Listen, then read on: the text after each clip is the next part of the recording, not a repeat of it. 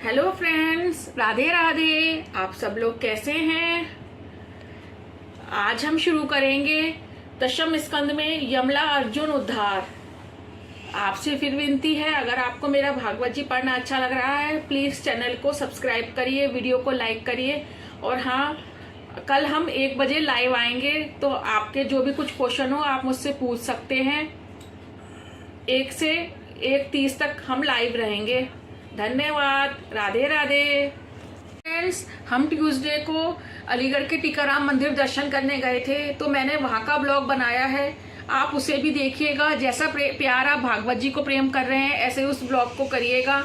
मैं devotional channel पर devotional blog ही डालूंगी, और या फिर अपने बच्चों के डांस का ब्लॉग डालूंगी। धन्यवाद। यमला अर्जुन उद्धार।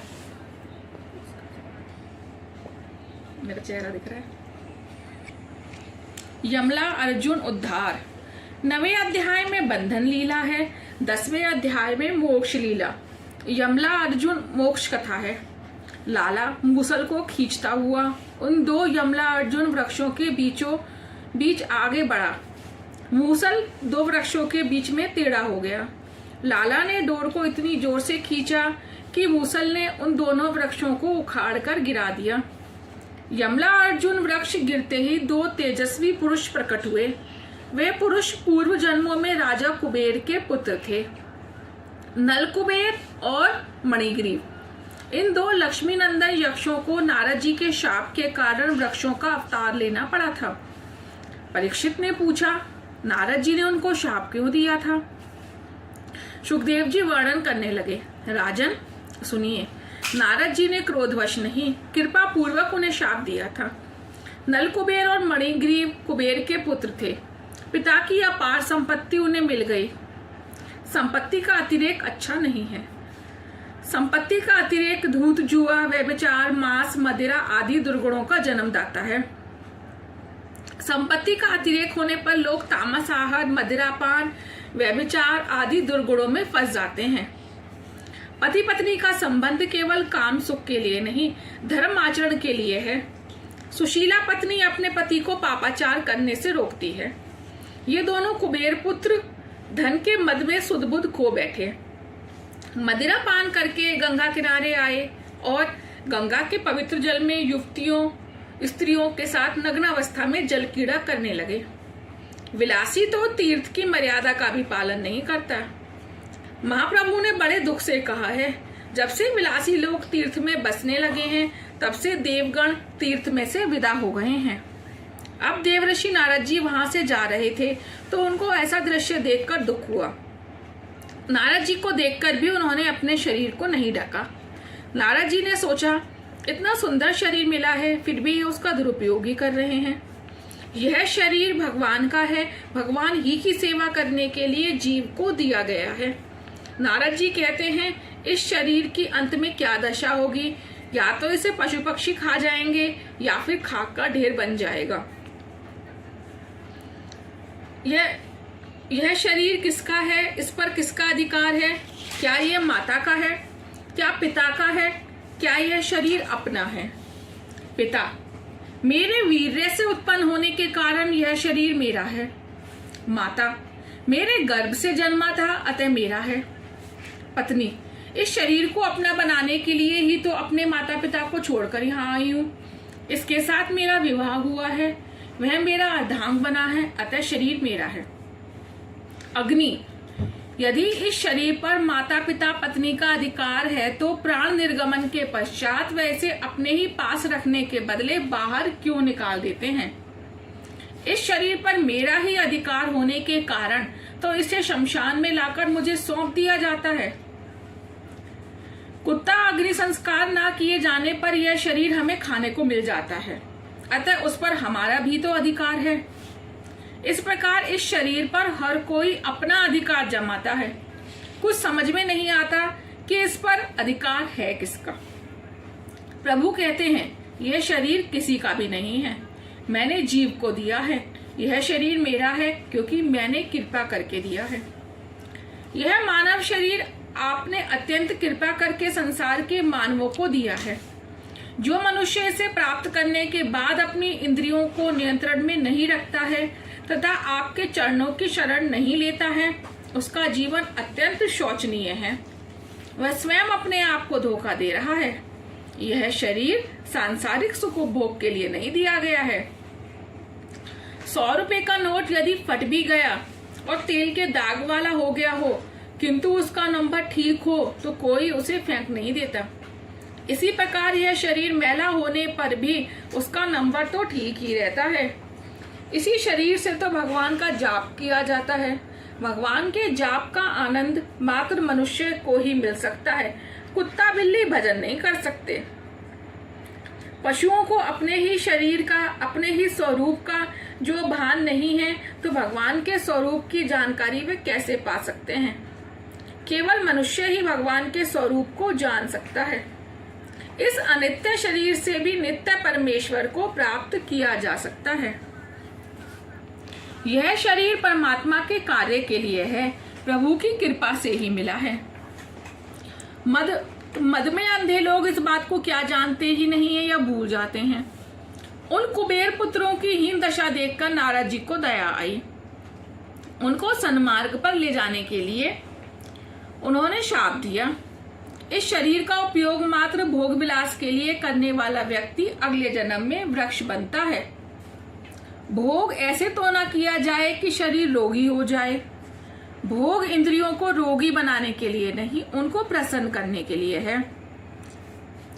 समय और संपत्ति का उपयोग मात्र भोग विलास में करने वाला व्यक्ति अगले अवतार में वृक्ष बनता है।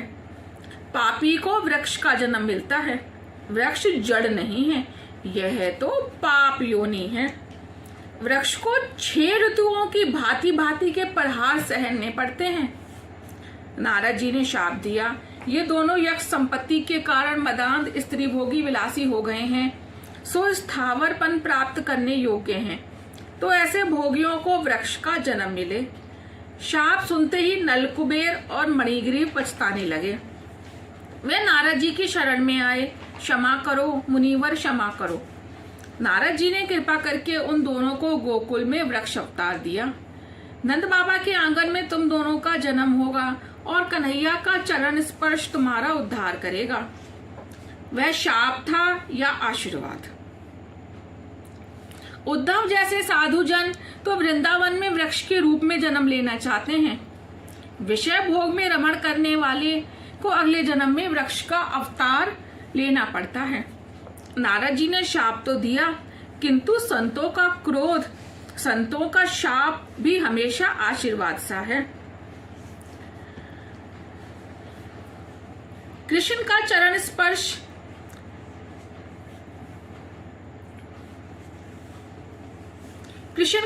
स्पर्श पाते ही नलकुबेर और मणिग्रीव ने अपना मूल स्वरूप प्राप्त किया।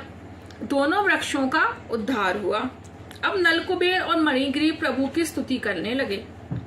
हे प्रभु, आपसे हम कुछ और तो मांगते नहीं हैं।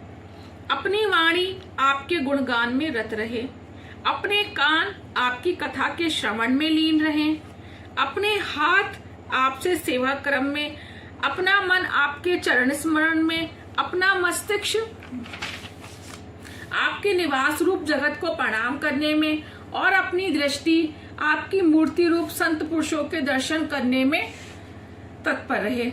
हे नाथ, बस यही कृपा आप हम पर करें। यह प्रार्थना हम सबको भी करनी चाहिए।